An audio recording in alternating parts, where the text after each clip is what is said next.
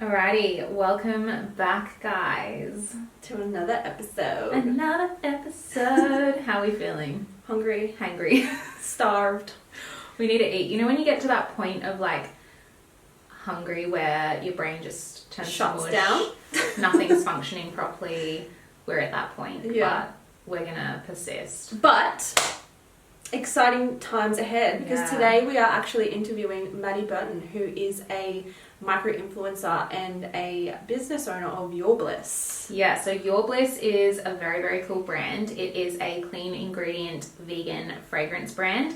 So we kind of chat to Maddie today about a lot about her brand. We chat marketing strategies that she's used, and it's a very cool episode because she kind of has that influencer perspective, you know, in terms of what she's done with her brand.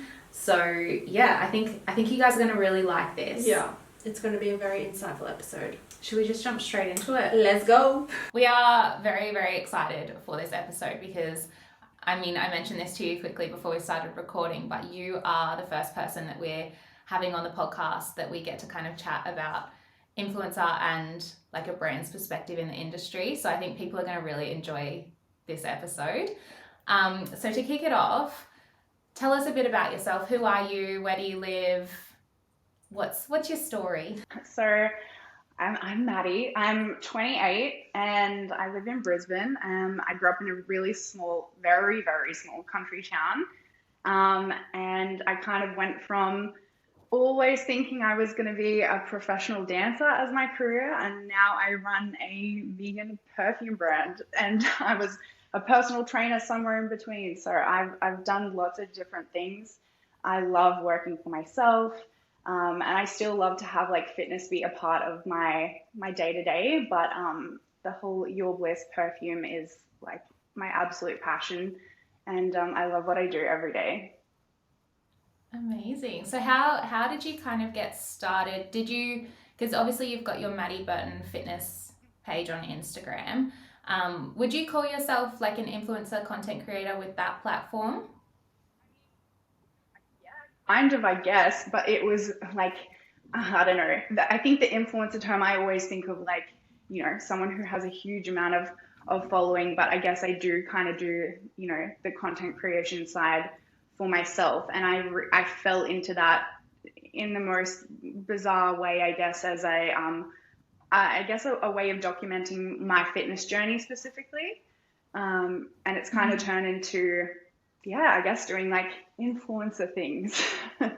Yeah, because you do a couple of brand collabs and stuff like that, don't you? I've seen you work with, is it Muscle Chef and like Naked Harvest? Yeah, LSKD. Yeah, and I actually used to do a lot more of that, and I've really tapered off specifically because I felt like I was giving so much of my energy to other brands, and it was like, I really need to refocus and focus on what I'm doing for my brand. Yeah. Yeah, so fair. So did Your Bliss, like, did you establish Your Bliss after you had already started like your Maddie Burton fitness page? How did they kind of come about? So that was afterwards. My Maddie Burton Fitness, same tag and everything for I think like 11 years. So Really? it's kind of sat in the background where it's something I haven't, it's not like I woke up and I was like, I want to be an influencer and that's my job. So I really focused on that. It's kind of just been like a hobby and a way of like building community. So I've actually met some of my best friends from Instagram. Like I look at my circle and I'm like, yeah, I love that. It's kind of sat there for so long. And it's just been something really fun. And I guess as I've grown a little bit, I've been able to, you know, like work with these really cool brands, but it's been like very organic. Nothing's ever felt really forced. And that's why I think brands like working with me, because even though my following is not huge, people like buy from me because they trust me. And because I would never promote something I'm not, you know, really passionate or believe in. And Your Bliss came like, it's actually really funny because Your Bliss came, way after, and I've overtaken my following, my personal following with my brand following. which Yeah, that's something I right. never thought. Yeah, it's so weird because one is 11 years old and one's like 3 years old. So yeah, it's been interesting. So do you feel like on socials, Your Bliss has kind of become its own platform, or do you think it's still very much driven by your own personal page, like Maddie Burton Fitness? Because obviously in the beginning, you would assume that a lot of people would kind of like your personal page would drive a lot of traffic over to your business. But do you feel like that's still the case, or is it kind of just on its own line now, like its own trajectory? Really thought about it, but when you've said that, definitely, so much of our business came from people who had followed me as Maddie Burton Fitness, and now I don't think even a lot of people know that like I have anything to do Yeah. with it, like all of our new followers and customers. So yeah, it's definitely changed a lot, which is it's actually really cool that it's become its own like entity. Yeah, so I don't really, yeah, I That is don't very really cool. have that much to do with them crossing over anymore. That's really cool. I feel like that in itself is such a huge achievement because I think, you know, a lot of, I guess, people online that have online platforms, a lot of their brand is still driven by their presence on social media. So for you to, you know, have your brand just doing its own thing, regardless of what you do on your social media, is, I think that's a huge achievement. So yeah, that's amazing. Well done. And I know you've said like we've kind of got a little summary of who you are outside of the podcast, and you launched Your Bliss during COVID. Is that right?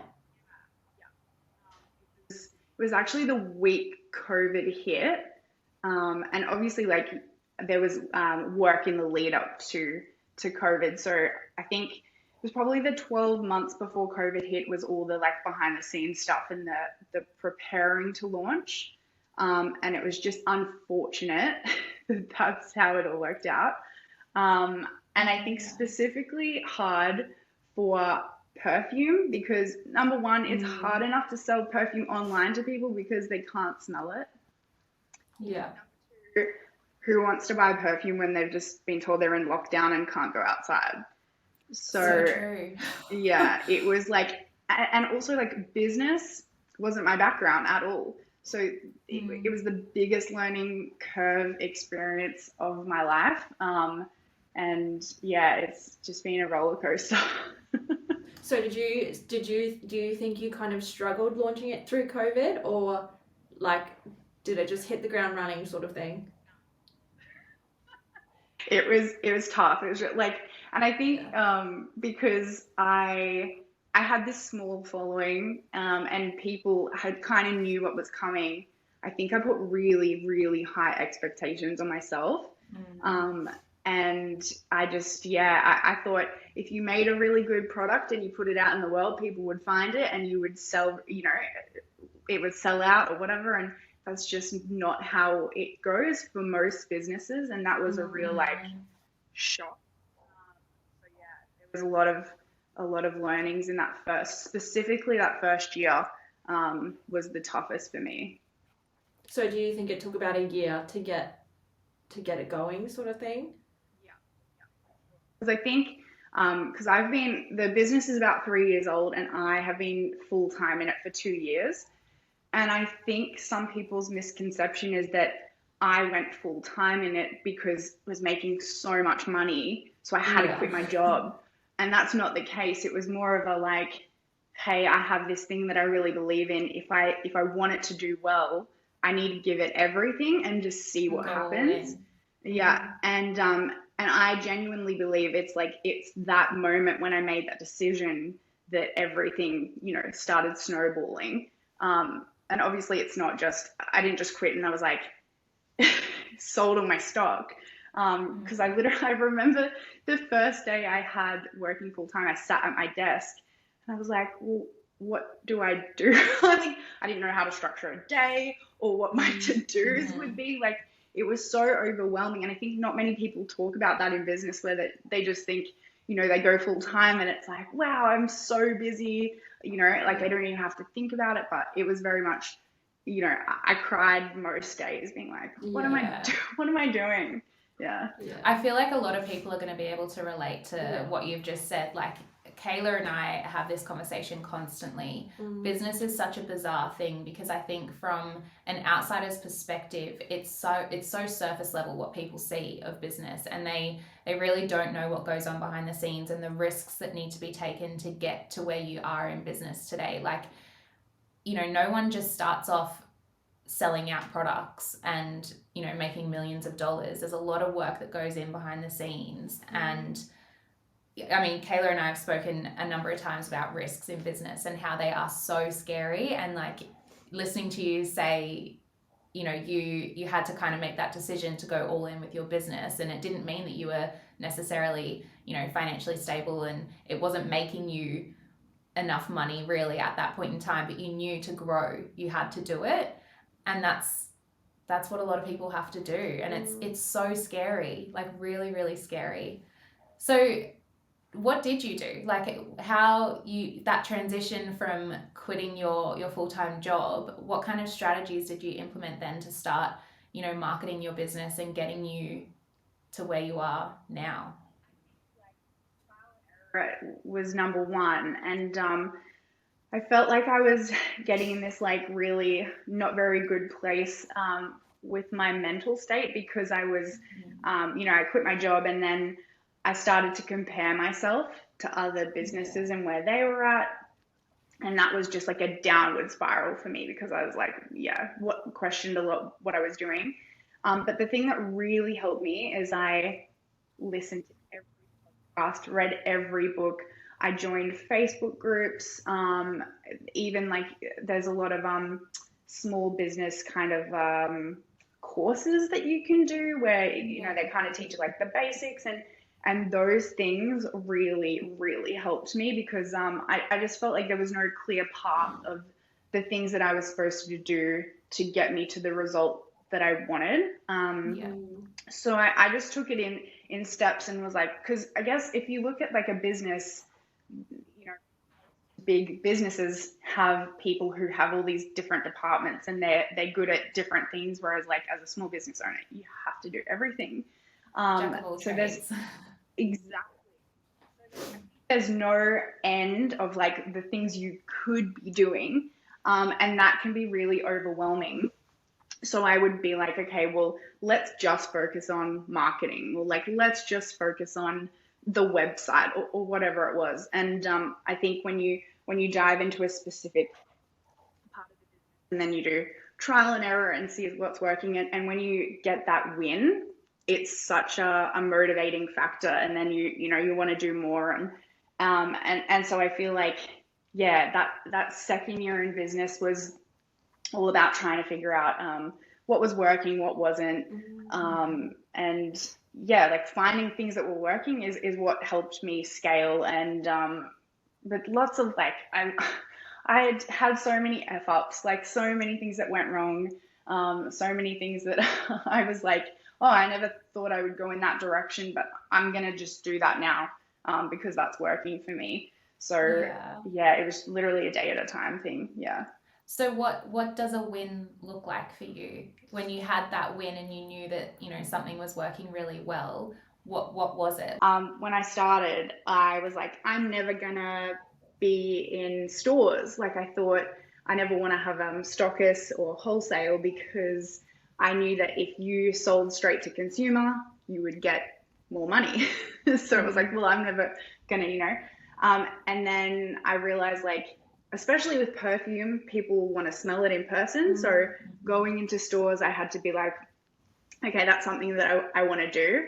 So I, had a win where like a store wanted to stock me, and that was amazing. And then I had a few more.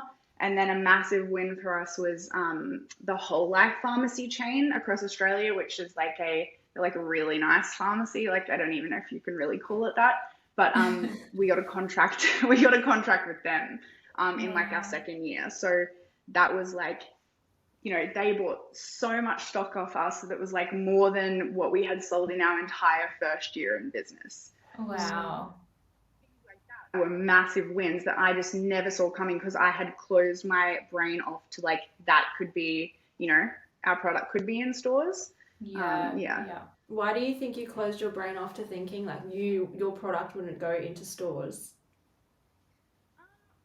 like a few things. Number one, I was probably when I started the brand, I didn't really know much about business anyway, and I guess I created the product for myself originally. So it was a very like almost like a selfish thing. So I didn't even really think about like the possibilities that people would want. It's probably like a self-doubt thing. Yeah. Yeah, and I guess also the whole I didn't really understand about I just thought, I needed to get as much money from each product that I sold as I could so that I could keep investing into my business, not realizing that, well, there's so many benefits to having your product in store. So yeah, it's definitely that. And when you said you created the product for yourself, can you tell us like a little bit about like why you created the product? I mean, I think like there was probably a part of me that always knew I wanted to own my own business, but there was never anything that I was like, what do I want to sell or create?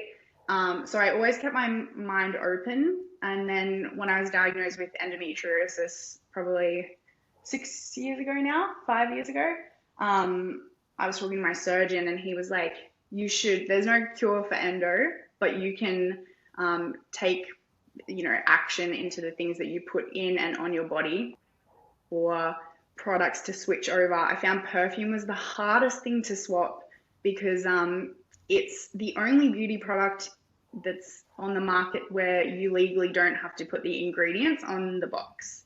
Right. Wow. That's interesting. Hard to find like I asked my friends, actually I think I put a question box on Instagram and I was like, what does everybody use as like a cleaner alternative to perfume? And everyone was like, just rub essential oils on yourself, like doTERRA. Like I wanna feel like sexy and confident and like I want something nice. Yeah. And that's literally what led me into like this path of trying to make it myself or find it myself, and yeah, that's how Your Bliss was made. So how many fragrances did you start with? We started with 5 and we have 6 now. So I went hard straight off. You did. Yeah. Did you do that because, I mean, as I guess consumers of fragrances and stuff like that, that everyone's got different preferences in scents and stuff like that. Was that a part of your thought process? Like if you launch with only a very few amount, you're not going to reach, full potential with your target audience, I guess? Exactly. I think I had smelt like some perfumes maybe from the US that were like they were branded as clean, and they had a bunch of different scents, and I was like, oh, this is cool. I think everyone scent's super personal, so you never know what like someone's gonna like. So yeah, I definitely was trying to get as many people as possible. And then it's funny as well because like I guess in the whole manufacturing process, discovery sets which have one of each so people can try. But that was a very, very last minute decision in the whole process. Like we created all the scents and then we were like, okay, maybe there's going to be a snag because we're online. How are people going to know what they're going to like? And looking back, I'm like, oh my God, thank the Lord that we decided that because it's our bestseller, like hands down by far. Yeah. And I'm so glad we did that. That was actually going to be one of the things that we asked you because we're talking about, I guess, the challenges of trying to sell a fragrance online. And it is very much, people are so picky and they have such a personal preference for the scent that they wear. And when you can't go in and smell the scent before you purchase it, how do you know what you're going to like? So yeah, like I know I've even said the discovery set is, I feel like that's the loophole, that's the way around it, and people can try before they commit to buying a full bottle of the fragrance. So would you say that like is kind of, I guess, fixing that barrier, that challenge for you? Or do you still think people are a bit hesitant? a new way of buying perfume. Like I think niche fragrances alone have been really up and coming for the last few years, which has been really cool to like be a part of that movement. Yeah. And I think, yeah, people are used to going into a department store, like smelling the perfumes and then walking away with one. And yeah, so I think this discovery set's definitely, we also give like a $20 voucher with the discovery set for a full size. Clever. So people know that some of their money is going towards a full size anyway. And that's where our repeat customers come from, because we get repeat customers. Yeah. And I think you have to be really good at like description, and trying to like take people on a journey of what the smell is. Yeah. But I found it really interesting because like we just did a pop-up like a couple of days ago in Sydney, and we've probably done like 7 in total, and they are some of my favorite things to do because it's the only time I get to see people's reaction in person to our perfumes. Yeah, wow.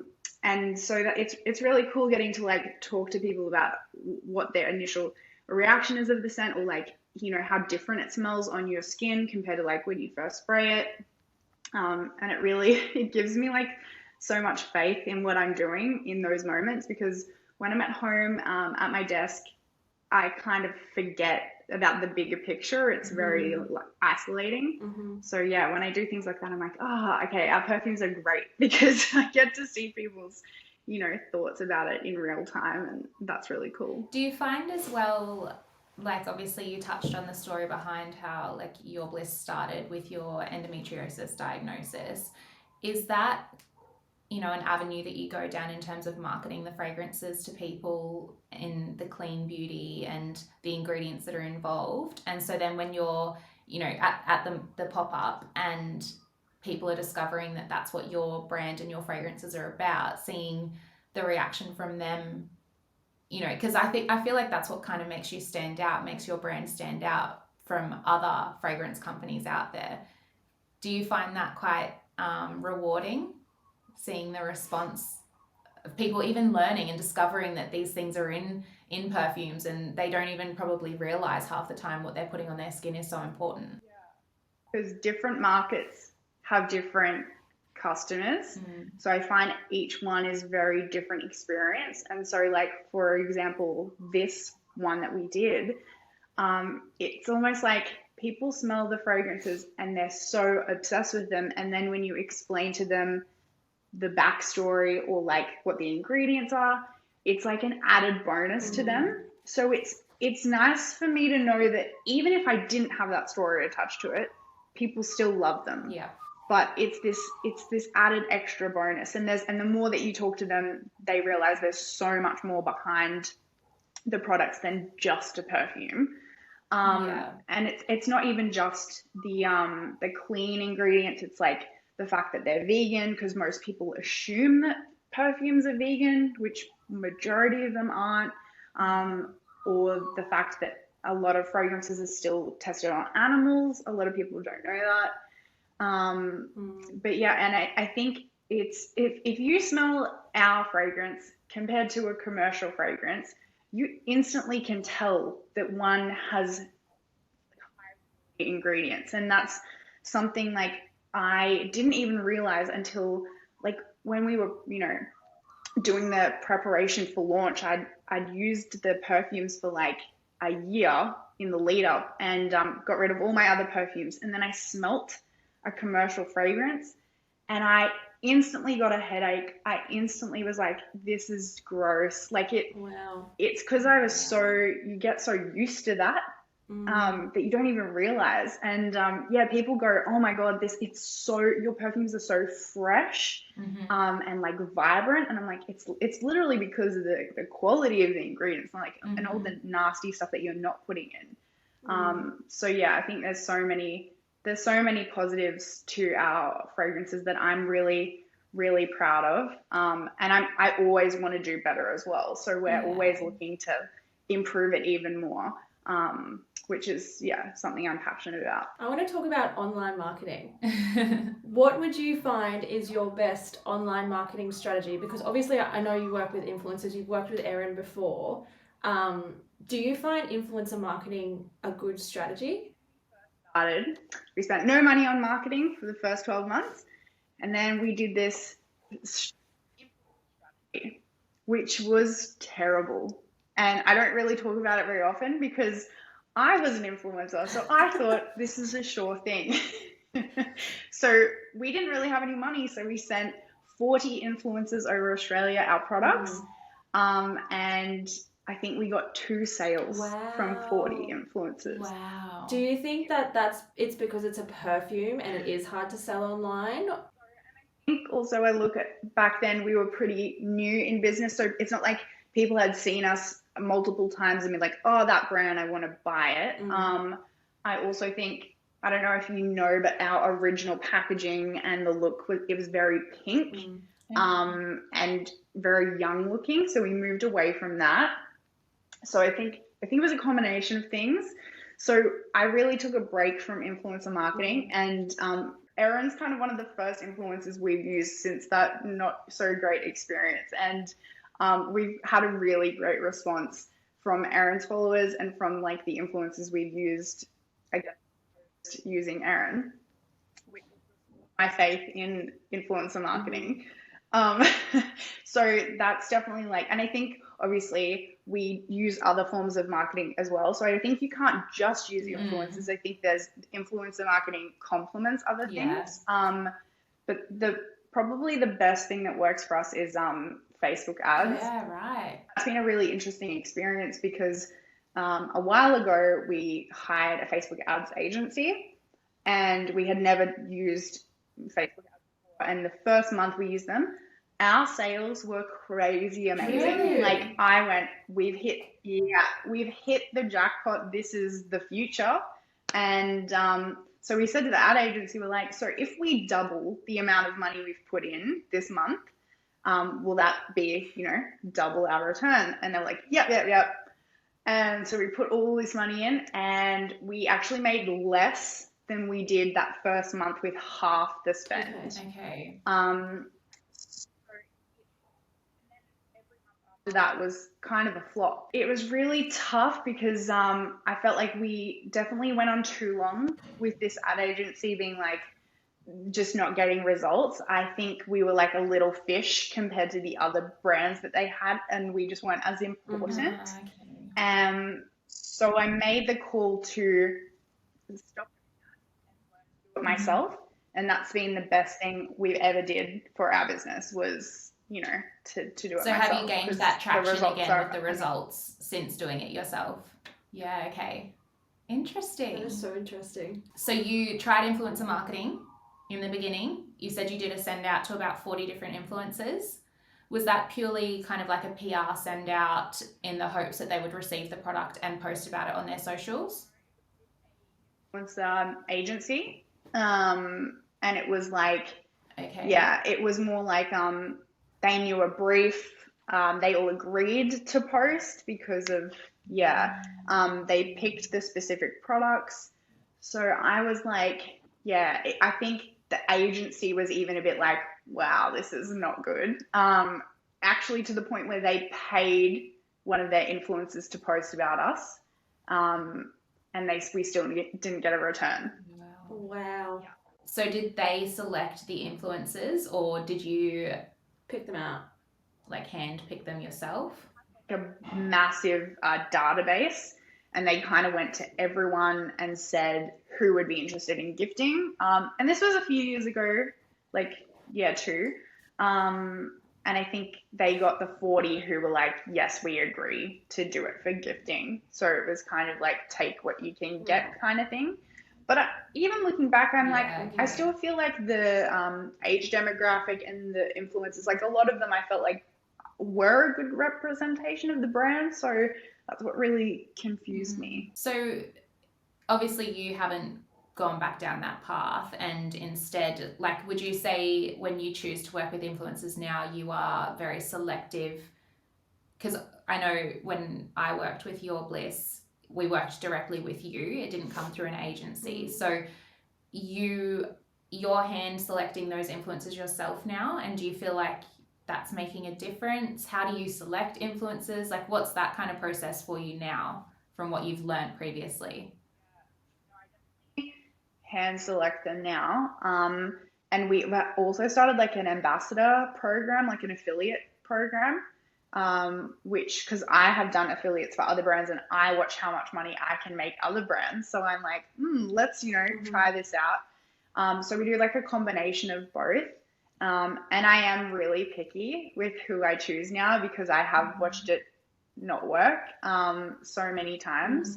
And it's just really, it's not about the followers anymore. It's really like, your engagement and how much people believe what you have to say and how, like, your values and your morals. So that's something that I really look at. But then I'm also like, say, for example, we use an influencer and if we didn't get any sales from them, I don't actually consider that not a win or a loss straight away. I always look at, from there, how much traffic I got, followers, like there's so many different things that I look at. And because that influencer might post about us again in a more organic way, and then we'll get more sales from them. So I never want to think they post about us once and then they're just like on my list of like never use. And I also think that there's a different way that we've used influencers that actually really worked, where I wasn't sure if it would, in terms of we did the PR gifting kind of situation where we had our new scent and we sent it out to a bunch of influencers who didn't have to post at all. It was like hey, a lot of them were friends or people that I really love and admire, and pretty much everyone posted about it, and I just watched like online blow up from that kind of thing. So and a lot of them I don't know if I would have like paid for them to post something specific. I just wanted to try that organic kind of way of like, you don't have to post, and that really worked for us too. So I think, I learned a lot. I don't know if I would ever do, I guess, that whole scenario with the gifting the same way. But I think it's so important because to trial and error, because every product and every brand is different. So that might really work for someone's brand, but it just didn't at the time for me. Have you ever worked with influencers on a long-term basis and you found that that's worked better than working with an influencer on a one-off? I think definitely, yeah. I think because then it's people, I guess, trust you more, that you're loyal to that brand rather than I want to work with their competitors or, I think it's definitely something that a consumer is like very aware of with an influencer.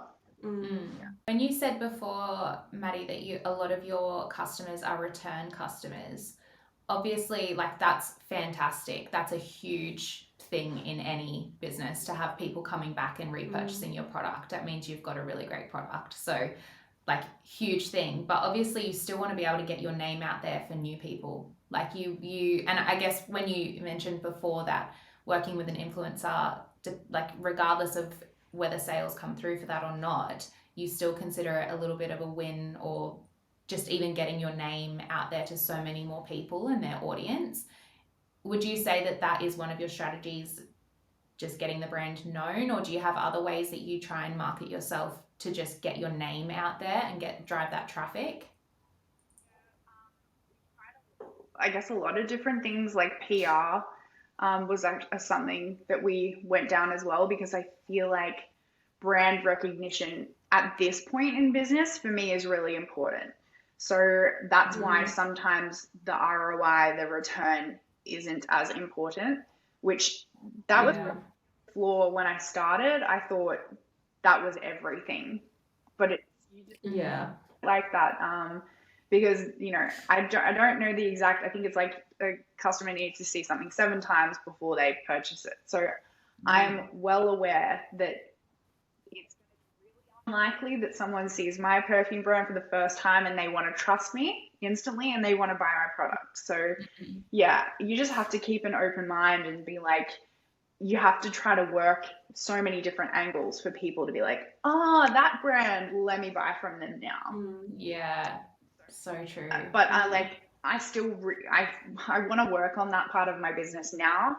And I want to do more PR because I feel like that's probably a route that I haven't taken as much, especially not for the last few years. Like I had like a few TV interviews and like news articles written, but not for a long time. So yeah, that's important to me. Yeah.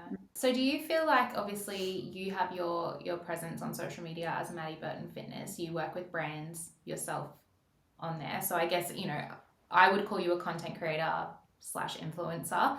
Do you feel like the knowledge that you've gained from doing that has helped you in business? I think it's really cool to see it from both sides because you can see, you can get, I don't know, even just your interaction with influencers, you know yourself if it's a good one or a bad one. Or if you, I don't know, if you can tell when influencers just don't really care about the brand or they haven't done their research. So yeah, I think that's why I'm like pretty picky. I probably wouldn't have been otherwise, and I probably wouldn't have been able to even do half of the things that I've been able to do myself. I probably would have had to hire someone else to do those specific tasks for me. So I think, yeah, I love to learn every part of the business. I think it's really important. Even like photography, like that's not something that I ever wanted, but even being a content creator, you have to do that. And then that's kind of come into like, you know, a lot of the photos on our Instagram and website I did myself. So it's been cool. And a lot of brands would outsource something like that because they don't have the, you know, skill set to create that kind of content for their own brand. So the fact that you kind of can carry that over and use that in your own brand is really, really cool. What would you say the highlight of your Bliss career would be? So far, because there's probably going to be a number of different things happening. I was going to say I think I'm really hard on myself. So I actually feel like I focus on the negatives more than the positives, which is something so easy to do, hey? Yeah, and I'm working on it. But even like the small moments where I have gone to like an influencer event where I don't really know anyone, or I go to like the markets or somewhere where people come up to me and they're like, oh my God, I wear your perfume all the time. And like, are you your bliss? Like it's when people have bought from us or like they know who we are and that's the perfume they choose to wear every day or like on their wedding day. Like that's so cool. My God, that's cool. Yeah. So I think it's moments like that where I'm like, I can get so caught up in my head. And then to be the product that someone chooses to put on their body every day. That's pretty cool. That's amazing. Yeah. I love that because you didn't say anything about numbers just then or anything about it's clear it's not about the money that this brand is making for you. Like it's from the heart. You care about passion. Yeah, I think that is just so cool and it shows who you are as a person and the reason why you've started what you've started. Yeah. I think that's very cool. So we are going to now jump into our little segment called Spill the Three. This is a segment that we have started doing with guests to wrap up the episode. It's intended to be somewhat controversial, quick fire questions. You don't have to go into detail with your answers. Do you want to shoot the first question? First question, what's the worst interaction you've had with an influencer? No need to name names, by the way. I have one as a business I've experienced with an influencer where it's actually was in that first time where we used influencers with the gifting. There was this half waiting for you to be like, there's this influencer, Erin Scott. You said not to name names. Oh, true. Sorry. I'll keep going. Talking about you. my God, Jumping to never. conclusions here.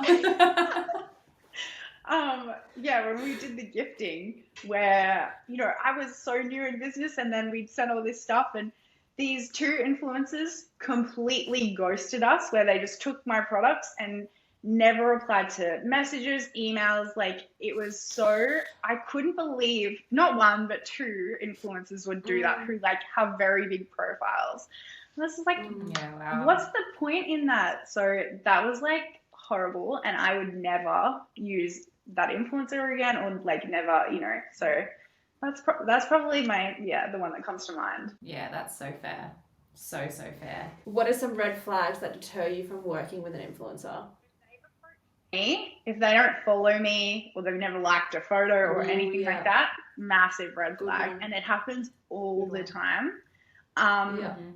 Or if it's someone that I want to work with, and I go onto their page and I'm like, your values and morals do not, mirror the kind of products that you talk about, or the kinds of things that you post.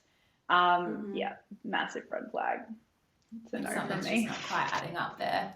Yeah, that's so fair. Okay, so last one. What is your least favorite thing about owning your own business? I mean, probably the fact that you never ever switch off, and that you're on all the time. So I feel this, like, I'm such a people pleaser. So I feel this obligation if someone emails me at 10:42 on a Friday night, that I'll need to reply to them. So that's probably, yeah. Well, I can relate to this. This one's the exact same. So I'm true. so glad I'm not the only one. It's hard to find that boundary. It is very hard. You don't need to, but I don't know, there's this thing inside of me so probably that. Yeah, so fair. I feel like a lot of people will be able to relate to that. I feel like anyone that has their own business, or runs the show by themselves as well, like, it's all on you, and it's so hard to take a step back and take that time off for yourself. And even when you do take time off, your brain is usually still going thinking, a million miles an hour. So it's truly never ending. It doesn't stop. So to finish up, can you tell us where our listeners can find you on socials, your, influencer stuff, and Your Bliss? Give us the rundown. Yeah. So my personal Instagram is at Maddie Burton Fitness, and our Your Bliss is at yourbliss_beauty, and our website is www.yourbliss.com.au. So come and find me. Amazing. Yay! Everyone go buy perfume. Honestly, it's what I wear every day. I love it. It smells great. Yeah, it's We beautiful. love you. Absolutely beautiful. And little hot tip, the Discovery sets, they're like the perfect size to fit in your handbag as well. So on the go, that's what I have in my handbag. I leave my bottle at home in my vanity, and then my little Discovery sets come with me in my handbag for travel. So I love good that. way to do it. Yay. Thank you so much, Maddie, for coming on to the podcast. Yes, Thanks thank for you so having much me, for joining guys. us. We'll have all of your stuff. We'll have it all linked down below in the podcast notes and on the YouTube video as well. So if they want to find you, they can jump down there and have a look.